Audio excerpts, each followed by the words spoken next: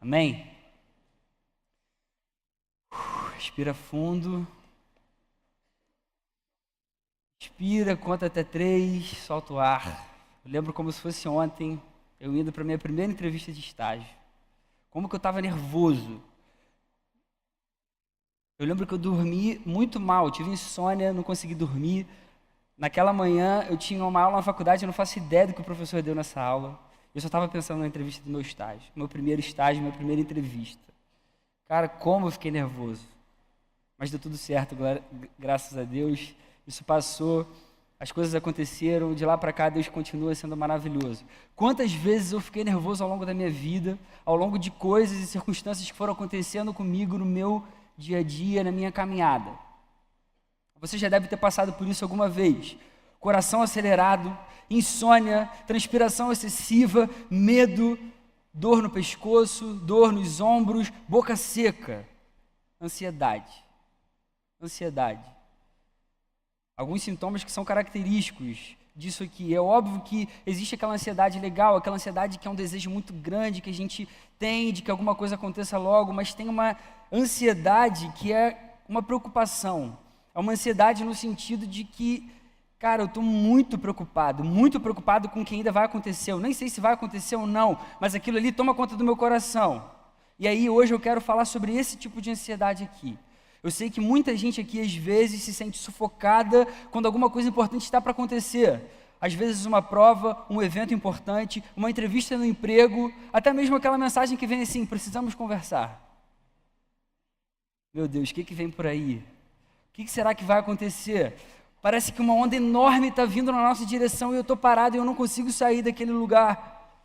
Aí a sua respiração fica forte, seus batimentos parecem descontrolados e quando você percebe, você não está diante de uma onda, mas sim diante da véspera de uma prova, de uma cerimônia importante, ou até mesmo daquela entrevista de emprego que você está tanto tempo esperando. E aí essa semana eu fui dar uma pesquisada mais a fundo sobre isso aí. E aí eu li um relatório da OMS, Organização Mundial de Saúde, que foi divulgado em fevereiro de 2017, e apontou o Brasil como o país com a maior taxa de transtorno de ansiedade do mundo. Segundo esse relatório, isso é um mal que atinge 9,3% da população brasileira. E aqui é a ideia da ansiedade patológica mesmo, que realmente mexe com o dia a dia. Ou seja, 9,3%, quase 10%. A cada 10 pessoas, pelo menos uma sofre de um transtorno real de ansiedade. Segundo esse relatório aqui. E aí, esse sentimento que a gente chama de ansiedade hoje tem sido tratado por vários especialistas como o mal do século. O mal do século. Para muita gente, realmente, a ansiedade é uma coisa que consome, que afeta a rotina, o dia a dia, de uma forma muito negativa, muito ruim. Algumas pessoas têm crises de ansiedade que impedem que várias tarefas sejam realizadas. É como se até o ar assustasse. Aí eu li alguns depoimentos de alguns jovens que passam por isso aqui, com ansiedade real. Aí eu li, por exemplo, a Eduarda, tem 21 anos, e ela falou, quando eu entro em crise, parece que eu vou explodir, não consigo pensar ou tomar alguma atitude, eu fico irritada, porém eu não faço nada. Aí um outro cara chamado Matheus, 21 anos, falou que quando ele está ansioso, ele sente o coração dele acelerar muito, o peito parece ficar apertado e ele fica ofegante. Aí para se acalmar, ele tenta beber água, ele respira fundo várias vezes e tenta caminhar. Uma outra pessoa chamada Eduardo, 20 anos, ele fala o seguinte, ansiedade surge em qualquer coisa que não esteja na minha rotina, como viajar para algum lugar, reformar algo na casa, comprar alguma coisa ou sair para uma festa. E ele fala que quando esses momentos surgem, ele sente vontade de desistir de fazer o que ele estava planejado, e ele tem insônia e tal, e ele fala que quando é uma coisa mais forte, ele chega a sentir enjoo, tamanha ansiedade. Aí quando a gente lê, de uma forma mais técnica essa questão da ansiedade, a gente percebe que ela é caracterizada por uma preocupação excessiva com possibilidades futuras. As pessoas têm medo de errar, medo de se frustrar, elas têm medo da rejeição, elas têm medo da crítica, elas têm medo do que é imprevisível e incontrolável, aquilo que não está nas mãos dela. E aí eu li uma doutora chamada Giovanna Stuller, e ela faz uma diferenciação entre o medo propriamente dito, o medo que a gente pode sentir, e a ansiedade e patologia. E ela fala o seguinte, o medo geralmente se refere a um objeto ou a uma situação muito definida. A gente tem medo do perigo imediato. Já a ansiedade se caracteriza por uma sensação desagradável de tensão e apreensão, fazendo antecipar um perigo futuro que pode ou não acontecer. Eu achei interessante isso. A explicação de alguns especialistas com relação à ansiedade é que o cérebro ativa a ansiedade quando surge uma situação de ameaça, funcionando como se fosse um mecanismo de proteção que as pessoas têm para situações que precisam de atenção ou cuidado. O problema é quando essa proteção ela ultrapassa o limite normal. E aí ela pode virar, às vezes, uma patologia.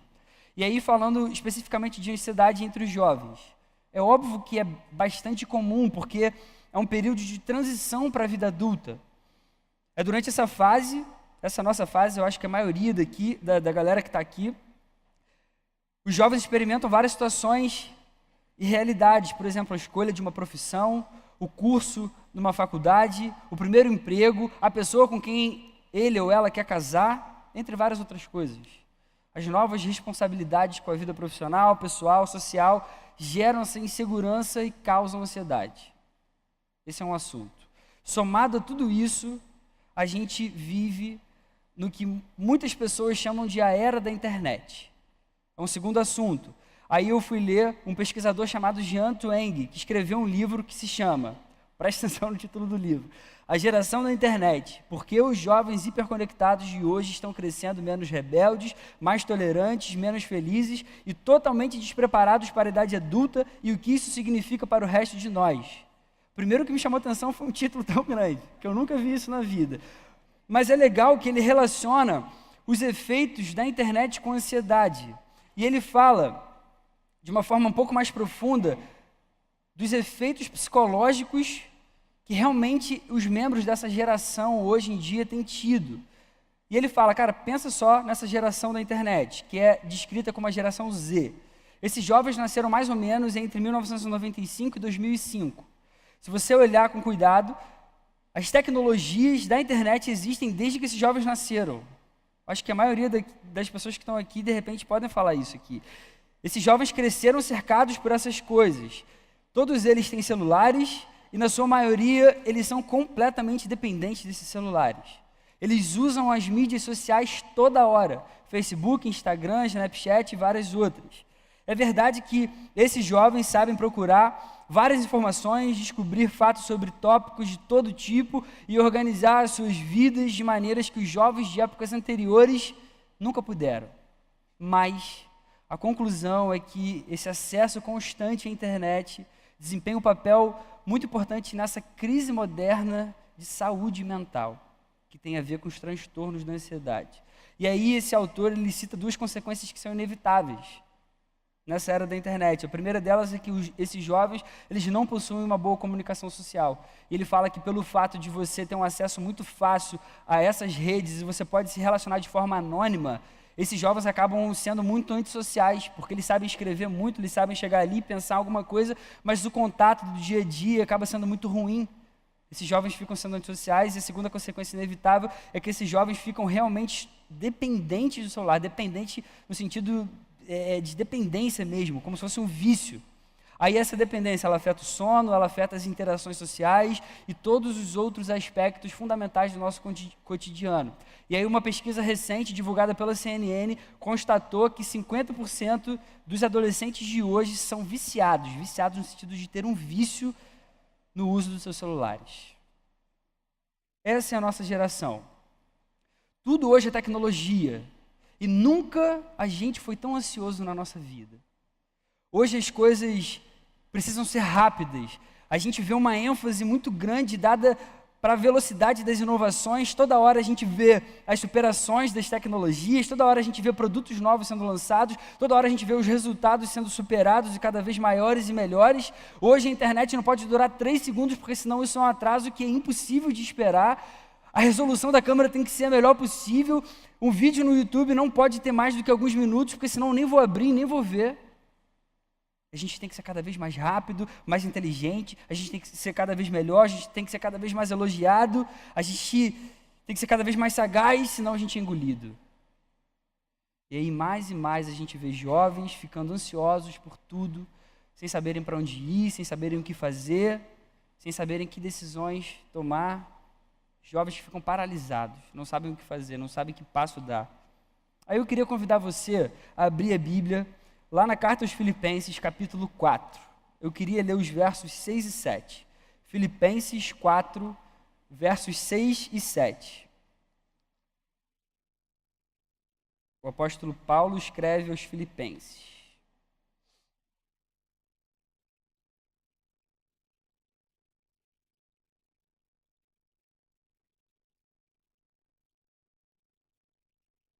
Todo mundo abriu? Posso ler? Paulo escreve assim: não andem ansiosos por coisa alguma, mas em tudo, pela oração e súplicas, e com ação de graças, apresentem seus pedidos a Deus. E a paz de Deus, que excede todo entendimento, guardará o coração e a mente de vocês em Cristo Jesus.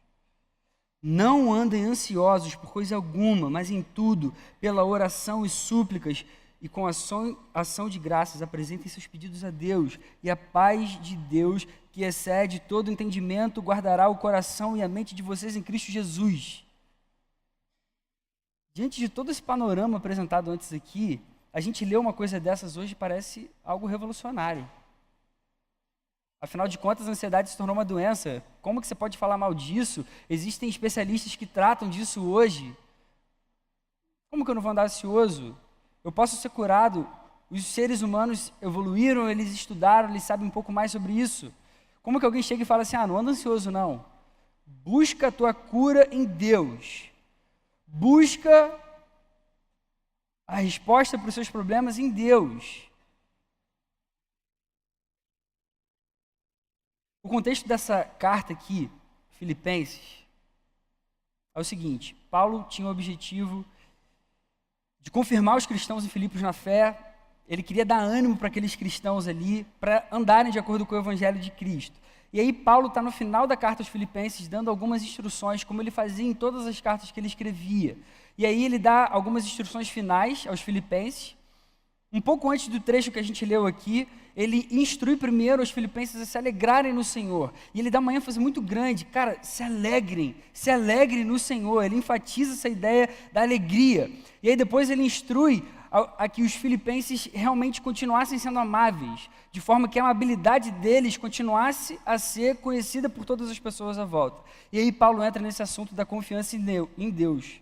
Basicamente, Paulo está dizendo aqui, olha só, alegrem-se, sejam amáveis, e aí confiem no Senhor. E aí, vivam em paz. Alegrem-se, sejam amáveis, confiem no Senhor, e aí sim, vivam em paz. Paz aqui, nesse contexto, a paz que Paulo escreve, é exatamente o oposto de ansiedade. Exatamente o oposto de ansiedade. Se a ansiedade toma conta, ela rouba a paz. E aí, Paulo dá uma ordenança clara sobre não deixar a ansiedade tomar conta do coração daqueles filipenses. Eu sei que apesar da gente ser jovem, quantas vezes a gente deixou a ansiedade tomar conta? Quantas vezes a gente se desanimou porque a ansiedade é tão grande acerca do meu futuro, acerca das expectativas dos outros sobre a minha vida, acerca sobre qual decisão eu devo tomar, sobre qual caminho eu devo seguir, e a gente acaba não indo para lugar nenhum. A gente é uma geração hoje que tem a necessidade de respostas rápidas. As coisas precisam acontecer agora. A gente quer que alguém diga para a gente o que a gente precisa fazer. E tem que ser agora, porque eu preciso tomar essa decisão hoje. E aí, o que a Bíblia ensina para a gente sobre esse assunto? Em primeiro lugar, o que é ter paz? De acordo com isso que a gente leu. Ter paz significa confiar em Deus. Ter paz significa confiar em Deus. O apóstolo Paulo escreve, não andem ansiosos por coisa alguma, apresentem seus pedidos a Deus, e a paz de Deus guardará o coração e a mente de vocês. Pelo texto, a gente pode perceber que a gente tem paz verdadeira apenas quando a gente confia em Deus. E só quando a gente confia em Deus. Ter paz é aprender a descansar no cuidado de Deus em todas as situações da nossa vida. É saber que quando eu apresento a Deus a minha causa, Ele vai cuidar de mim, qualquer que seja a situação. Isso é ter paz de acordo com a Bíblia. Olha só o contexto que os filipenses viviam. Abre a tua Bíblia em Filipenses, capítulo 1, versículo 27. Filipenses, capítulo 1, versículo 27. Paulo aí está no início da carta. Conseguiu abrir? Olha o que ele escreve. Exerçam a sua cidadania de maneira digna do Evangelho de Cristo, para que assim, quer eu vá e os veja, quer apenas ouça a seu respeito em minha ausência, fique eu sabendo que vocês permanecem firmes num só espírito, lutando unânimes pela fé evangélica, sem de forma alguma deixar-se intimidar por aqueles que se opõem a vocês. Aí vai lá para o 30. Já que estão passando pelo mesmo combate que me viram enfrentar. Sabe o que isso aqui mostra para a gente?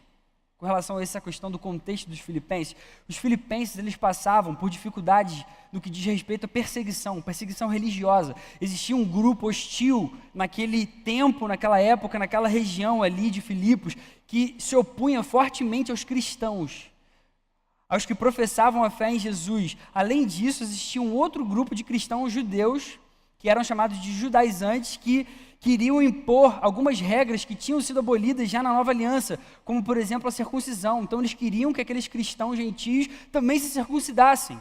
E Paulo era totalmente contrário a esse ensinamento.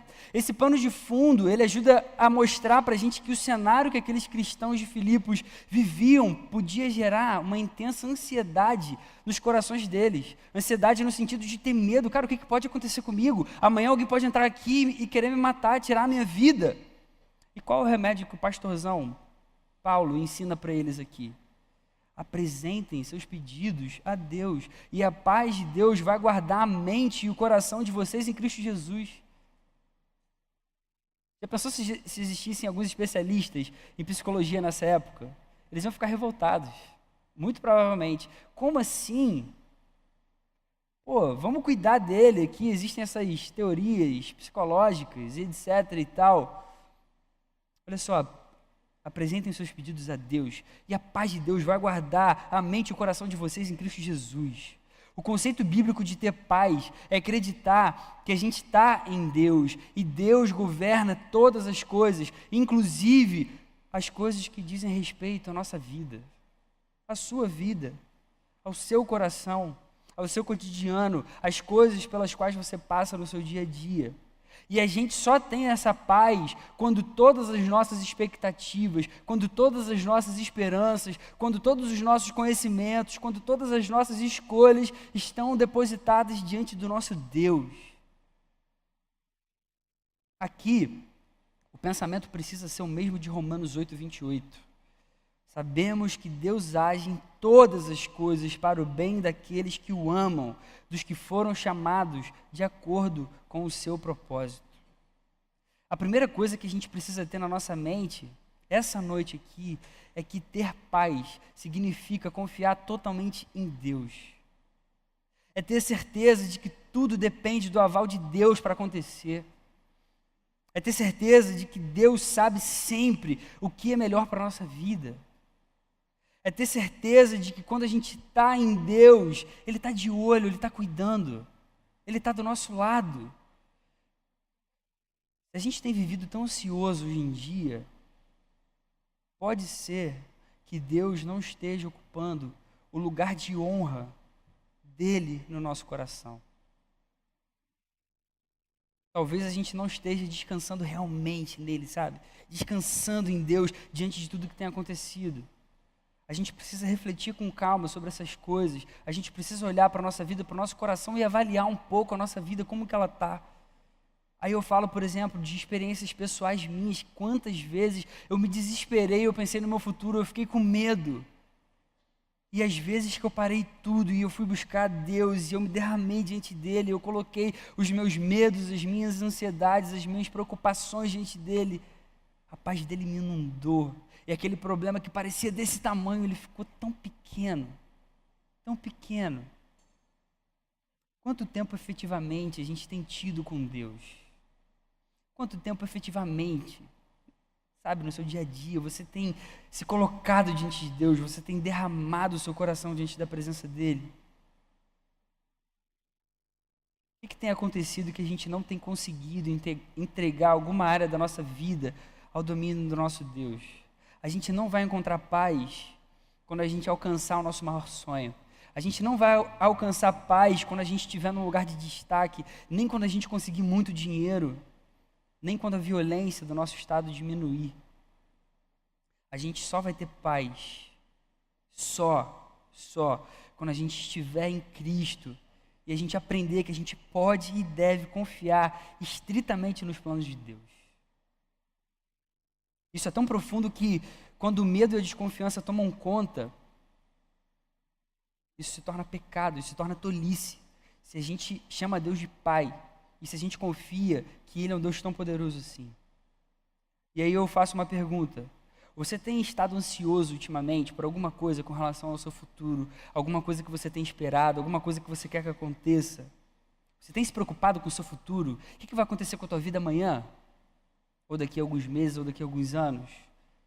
A pergunta que eu te faço é: você tem estado na presença de Deus buscando a resposta que Ele poderia te dar?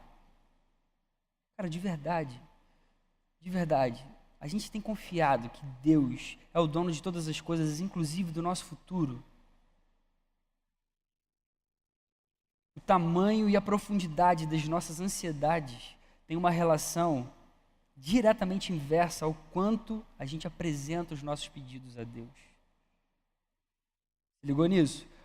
O tamanho e a profundidade das nossas ansiedades tem relação diretamente inversa ao quanto apresentamos os nossos pedidos a Deus. Viver em paz é confiar em Deus, confiar realmente. E a segunda coisa que o texto ensina para a gente é como a gente pode obter essa paz. Como que a gente obtém essa paz? A gente tem paz quando a gente apresenta a Deus os nossos pedidos. É assim que o texto ensina, tão simples quanto isso. Paulo instrui aqui: mas em tudo, pela oração e súplicas e com ação de graças, apresentem seus pedidos a Deus. Você tem apresentado seus pedidos a Deus? Muita gente que eu converso, às vezes vem falar que tem tido um pouco de medo, de preocupação disso, daquilo que está acontecendo, mas a pessoa ainda não apresentou os pedidos a Deus, ainda não apresentou as causas diante de Deus. E é legal aqui que a ideia não é apenas apresentar os nossos pedidos, mas fazer isso em oração, em súplica e não esquecendo da gratidão. Eu acho legal que Paulo ele sempre vai um pouco além, sabe? Ele sempre dá um adjetivo para as coisas assim. Não apresenta só o seu pedido diante de Deus, mas apresenta em oração, em súplica. Não esquece da tua gratidão. A gente pertence a um Deus que pode realmente trazer paz verdadeira para o nosso coração. Todos os nossos anseios e necessidades são conhecidos por Ele. Por Ele. Mas quantas vezes, antes de tomar uma decisão, a gente ora colocando diante de Deus aquela situação? Quantas vezes a gente trouxe gratidão no nosso coração antes, pelas coisas que Ele já fez em tempos anteriores? Eu tenho certeza que Ele já fez muitas coisas. E eu acho maravilhoso como Paulo ensina aqui aos primeiros cristãos, como que eles deveriam fazer para combater a ansiedade. Cara, é estritamente necessário a gente orar, a gente apresentar a Deus a nossa causa. Deus não necessita que a gente apresente as nossas necessidades ou os nossos desejos, porque Ele conhece a gente melhor do que até a gente mesmo, mas Deus deseja a nossa demonstração de que a gente valoriza a misericórdia dEle e a certeza da nossa dependência dEle. Hudson Taylor, que foi considerado também um dos heróis da fé, dizia o seguinte: quando trabalhamos, nós trabalhamos. Quando oramos, Deus trabalha. É assim que funciona. Quando trabalhamos, nós trabalhamos. Quando oramos, Deus trabalha. É sobre isso que eu estou falando aqui nesse momento. Você quer ter uma vida menos ansiosa? Você quer ter uma vida menos preocupada, menos desesperada com o teu futuro? Com menos ou até nenhuma preocupação? Ore mais. Ore mais. Sinceramente, é por isso que às vezes eu fico assim, cara, impressionado, porque o evangelho é muito simples. Só que a gente tem uma dificuldade de fazer, porque é simples, mas é difícil, é óbvio, porque quando a gente está naquela situação, a gente fica desesperado mesmo. Mas, cara, a gente tem que orar mais. A gente precisa orar mais. Deixe que Deus faça aquilo que você não consegue fazer, ou aquilo que você nem sabe como vai acontecer. sabe, com relação ao teu futuro. Para a gente obter a paz verdadeira, que excede todo entendimento, a gente deve colocar diante de Deus todos os nossos pedidos em oração. E aí, a terceira lição desse texto é: qual é a consequência então disso tudo? Essa paz é completa. Essa paz é completa. Paulo escreve: e a paz de Deus, que excede todo entendimento, guardará o coração e a mente de vocês em Cristo Jesus. Aqui eu posso ver duas coisas de uma forma muito clara. Em primeiro lugar, a gente pode perceber que não é qualquer paz, é a paz de Deus. Em segundo lugar, essa paz tão especial, ela guarda mente e coração em Jesus. Essa paz, ela é tão confortante, perfeita, que guarda, que mantém, que protege toda a emoção e toda a razão em Jesus. Em outras palavras, é o todo. Nessa época aqui, com os pensamentos gregos que dominavam esse período, quando você fala de mente e coração, você está falando do ser humano por completo. O ser humano é basicamente mente e coração, ou seja, a razão dele, as coisas que fazem ele tomar cada decisão a cada dia, ao mesmo tempo as emoções, os desejos. Quando você tem as duas coisas colocadas diante de Deus, você tem tudo colocado diante de Deus. A paz não é qualquer paz, é uma paz que excede todo entendimento. Essa paz vai guardar a mente, todas as suas razões, e o coração, todas as suas emoções em Jesus. Em outras palavras, a paz perfeita mantém a nossa vida inteira no lugar certo, naquele por meio de quem toda a criação veio existir, Jesus. Sacou? Mente e coração guardados em Jesus. Em Jesus. Matthew Henry, um teólogo muito conhecido, escreveu um comentário da Bíblia inteira. É um cara bizarro. Ele fazendo um comentário sobre esse texto aqui, ele fala o seguinte: a paz com Deus, essa sensação consoladora de estarmos reconciliados com Deus e de termos parte de seu favor e esperança da bênção celestial, são um bem muito maior do que se possa ser expressado com plenitude. Essa paz celestial manterá nossos corações e mentes em Jesus Cristo, nos impedirá de pecar quando estivermos submetidos à tribulação, impedirá que nos afoguemos nelas, nos manterá calmos e com satisfação interior. E aí eu acho legal, Moody, que também foi considerado um dos heróis da fé, fazendo um comentário também sobre esse trecho, ele viu uma coisa muito legal aqui. Quando Paulo diz que a paz de Deus guardará a nossa mente e coração, esse guardará, no grego, é froreu. Froreu é um termo militar da época que significava montar guarda, defender. E aí ele fala o seguinte, Paulo aqui com uma metáfora extraordinária, descreve a paz de Deus como uma sentinela montando guarda em frente à vida interior do homem. Uma sentinela protegendo a mente, a vontade e os afetos. Sabe o que é legal nesse texto aqui? É que a gente não apenas sente a paz, mas essa paz também vai continuar protegendo a gente de eventos posteriores. É uma paz que vai continuar protegendo a nossa mente e o coração. A gente tem paz agora e tudo aquilo que estava no nosso coração sai, e ao mesmo tempo, quando existirem situações futuras que vão tirar a nossa paz também, essa paz de agora, essa paz de Deus, que excede a todo entendimento, ela vai continuar guardando a nossa mente e o nosso coração, toda a nossa razão e todos os nossos desejos. Essa é a paz de Deus. A gente vai ter a paz verdadeira de Deus quando a gente buscar o socorro dEle em meio às nossas dificuldades. Só que a gente vai ter a única paz que vai conseguir levar o nosso coração e mente para o lugar certo, a ponto da gente se manter em paz. A gente não só fica em paz naquele momento, mas é um ato de manter a gente em paz a cada dia, a cada passo que a gente dá, a cada situação que vem sobre a nossa vida, porque a paz, ela continua guardando a nossa mente e o nosso coração. A gente pode ter e viver em paz. Essa é a paz de Deus. E aí, quais são as aplicações para a nossa vida? Cara, em primeiro lugar, a gente precisa aprender a confiar exclusivamente em Deus. Exclusivamente em Deus. Cara, acredita que Deus é quem mais pode te entender e é o único capaz de te ajudar. É o único. Por mais que você pense que o teu amigo, ou o psicólogo, ou os teus pais, ou outras pessoas, ou você mesmo com a tua grande inteligência, que você pode chegar a uma solução possível para algum problema seu. Eu ouso dizer que em alguns momentos Deus vai te dar problemas que só Ele vai poder resolver, porque Ele quer que você busque Ele quer que você pare tudo e se coloque diante dele, se coloque diante de Deus e descanse. A gente, como cristão, a gente precisa aprender um pouco mais isso aqui, esse conceito bíblico de paz. A segunda aplicação é que a gente precisa orar mais. Aí é óbvio, não é nenhuma novidade para ninguém. Mas, cara, se você estiver muito preocupado por muito tempo, com muito medo, ansioso pelo seu futuro, gaste mais tempo em oração. Se você já ora meia hora por dia, ore mais, ore uma, ore duas, ore 3 horas pelo seu dia. Você vai viver a paz de Deus enchendo o teu coração. Aprenda a colocar todos os seus pedidos, todos os seus anseios, todos os seus medos, todas as suas preocupações diante de Deus. É Deus quem te ama, é Deus quem conhece você mais do que você mesmo. A gente precisa orar mais. Em terceiro lugar, e é óbvio, a gente precisa viver na prática a vida que Deus tem pra gente. Uma vida com paz, uma vida sem ansiedade, sem mais desconfiança sobre o futuro, sem medo do que vai acontecer. Cara, ouve só o que eu vou te falar. Quando Deus se levanta, gigantes caem. Quando Deus se manifesta, barreiras são destruídas. Doenças são curadas, vícios são deixados para trás, medos são apagados, acusações são desfeitas. As mãos de Deus é o melhor lugar para você colocar o seu futuro e toda a tua vida.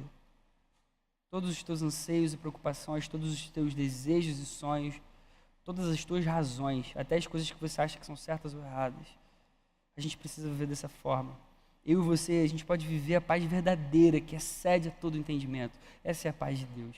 E eu queria concluir dizendo que, na minha opinião, eu acho, com muita humildade no meu coração, nada melhor do que poder expressar o mesmo que Davi, quando escreve o Salmo 23, lá no verso 6.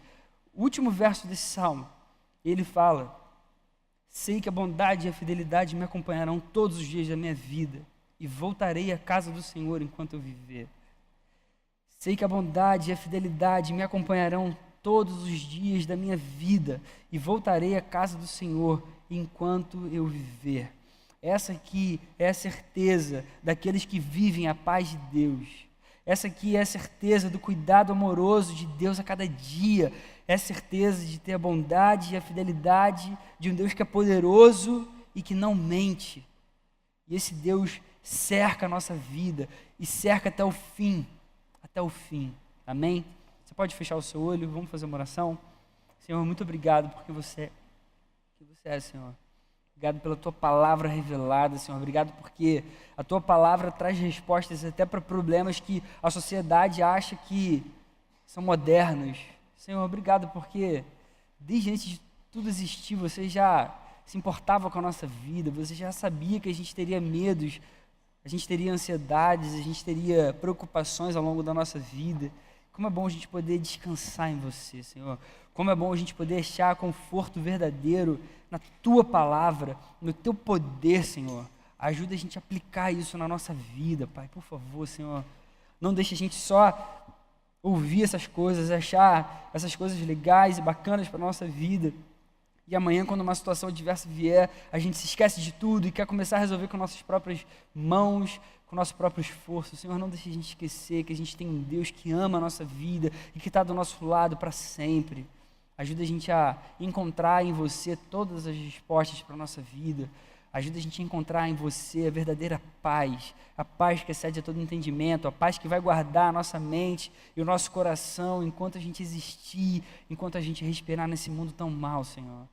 Abençoa, Pai, para que a gente viva de verdade diante da Tua presença, que a gente aprenda a confiar em Você de verdade, Senhor.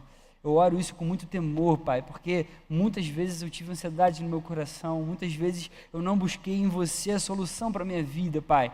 Mas eu quero viver dessa forma de verdade, Senhor. Eu quero confiar em Você, eu quero amar Você com todo o meu coração, eu quero viver sem ter medo, Senhor, com relação ao meu futuro, com relação às coisas que estão por vir. E faz assim com cada irmão meu que está aqui essa noite, Pai.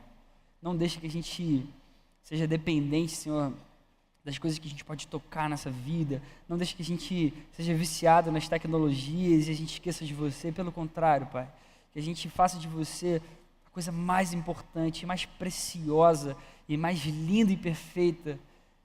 Que a gente tenha cada vez mais desejo, Senhor, de ter Você no nosso coração. Faz assim para a glória do Teu nome, Pai, no nome de Jesus.